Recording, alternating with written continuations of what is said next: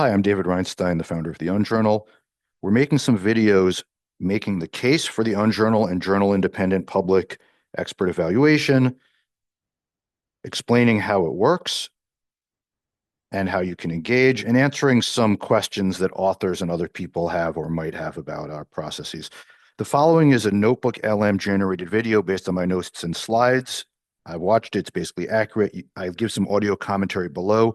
I know you might not love AI generated, partially generated content, but I hope this is a good compromise given our limited communications budget and my own tendency to stumble over my words.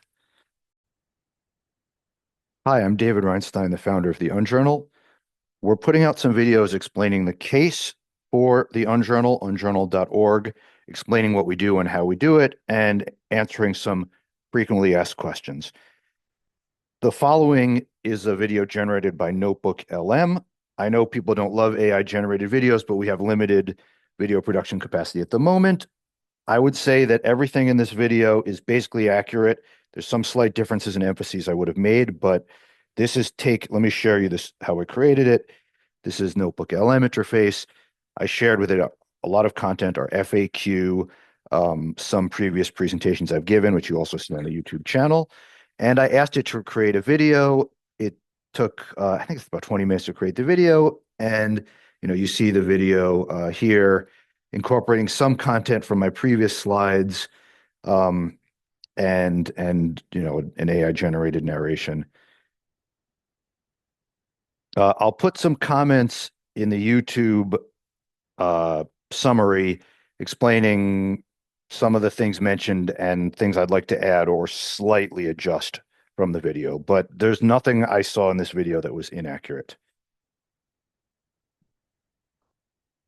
So, here's a wild thought. What if we rated world-changing scientific research with the same kind of detail we use to rate a new phone? Not quite the same. We're commissioning experts, not crowdsourcing. It sounds a little strange, I know, but it's at the heart of a really fascinating new idea for how we can evaluate science. Let's get into it. It all starts with this question, which, when you stop and think about it, is kind of weird, right? We have these incredibly detailed, multifaceted consumer reports for pretty much everything we buy. But for scientific research, the stuff that literally shapes our future, the main seal of approval is often just getting published in a specific journal. It just feels like a massive mismatch. And the journal process can take years until you get an outcome, and even then you still don't know why it was accepted in a particular journal. On one side, you've got these super detailed ratings for something like cell phone service, value, voice, data, all of it. On the other, you see a vision for what that could look like for science. Specific ratings for methodology, for data quality, for clarity, for impact. So why on earth does one exist and not the other? Well, to understand why, we've got to look at how the current system was built in the first place. And it's a system that, in a lot of ways, is basically a relic from a completely different technological era. Think about it. The very first scientific journals, they popped up centuries ago in a world defined by physical stuff. Printing and shipping paper was expensive, and the limited space in each journal acted as a natural filter. Only a handful of things could actually get published, so the stuff that did make it in, well, it was automatically seen as important. Then, of course, the internet changed everything. Suddenly, the cost to publish and share knowledge just plummeted to basically zero. But here's the crazy part, the real paradox. While the technology for sharing took this giant leap forward, the systems for evaluating research and for rewarding careers, things like getting tenure, they stayed firmly locked into that old, prestigious journal system. And this has created what a lot of people are now calling— That's really a new term, not a lot of people use it. Researchers are just trapped. Their work gets confined to these static, unchangeable documents, a lot of the time hidden behind crazy expensive paywalls, and they're forced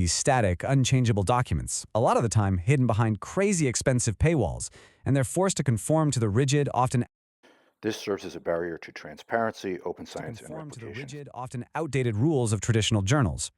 The result is this unbelievably inefficient process called journal shopping. So a researcher submits their paper, they wait, they get rejected. Then they might revise it, submit it to another journal, wait again, get rejected again, and this whole cycle can go on for years. It is a colossal waste of brainpower across the entire scientific. So, how do you break out of a prison like that? Well, an initiative called the Unjournal has a really powerful and actually pretty simple idea. The core innovation is something they call journal independent evaluation. It's a simple but kind of radical concept.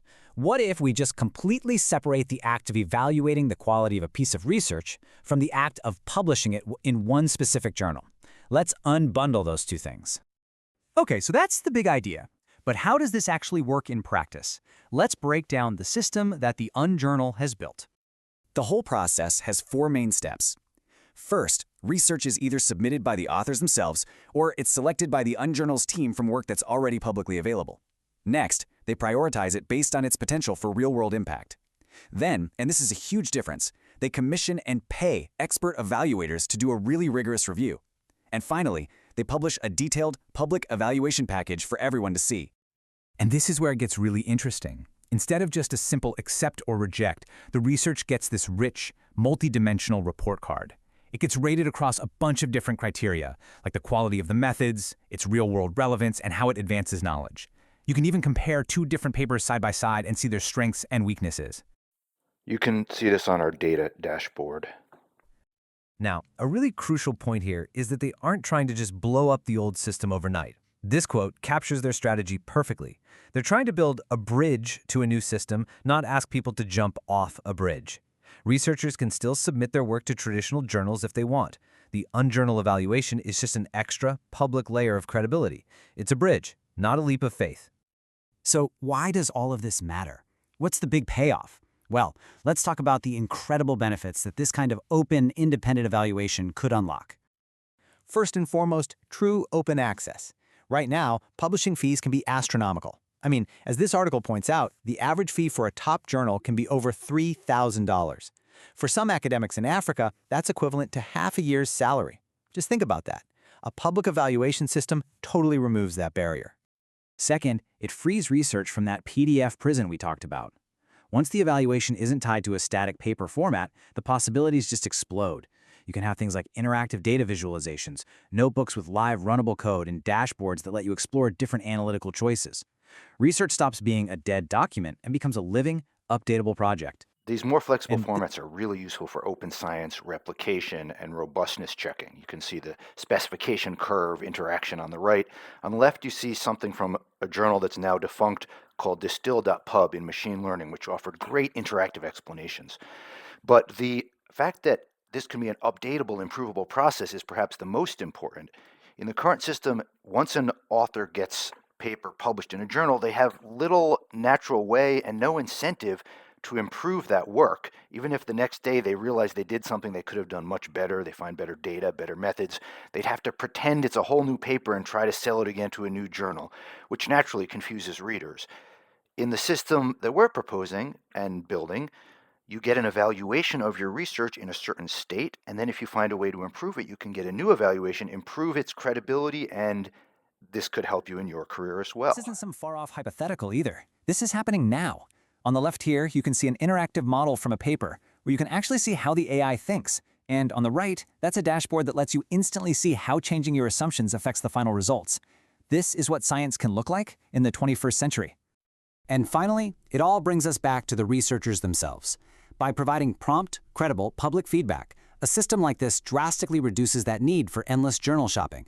It lets scientists focus their time and their energy on what really matters, doing better science. But, as with any big idea that challenges the way things have always been done, there's a major hurdle to overcome. It's something called the collective action problem. Think of it like traffic. Everyone knows that if we all took public transit, the roads would be better for everyone. But for any one person, it's just easier to drive their own car. It's the same thing here. Even if everyone agrees a new system would be better for science as a whole, it's really risky for one researcher to just abandon the old rules all by themselves. They're afraid they'll be punished by the system that exists right now. Also an issue for universities, research groups, etc. But some of these are in the position to take the lead and kickstart this new system. So how do you solve it? Well, you need a critical mass. You need a big enough group of early adopters, researchers, funders, universities, to all band together and create momentum. They have to shift the feeling from a fear of standing out to a fear of missing out on a much better way of doing things. We'll cover in another video with a specific theory of change involving making our evaluations and ratings very visible before the standard referee process and shifting a few grant makers, prominent universities, or even governments towards making this a condition for grants, promotion, tenure, Which in the etc. end leaves us with a much bigger question. The rules of science, they were designed in the age of the printing press. We now live in the age of the internet. So how do we know when it's finally time to fundamentally rewrite the rules for our most important systems?